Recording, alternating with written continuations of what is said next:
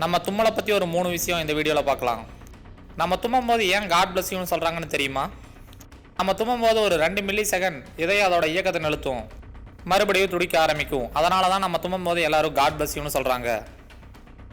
நீங்கள் ரொம்ப கஷ்டப்பட்டு தும்மினா உங்கள் விலா எலும்பு உடையறக்கும் கூட வாய்ப்பு இருக்குது. அதே போல் நீங்கள் தும்மலை அடக்க நினச்சிங்கன்னா உங்கள் ரத்த குழாய் வெடிக்கிறக்கும் கூட வாய்ப்பு இருக்குன்னு சொல்கிறாங்க.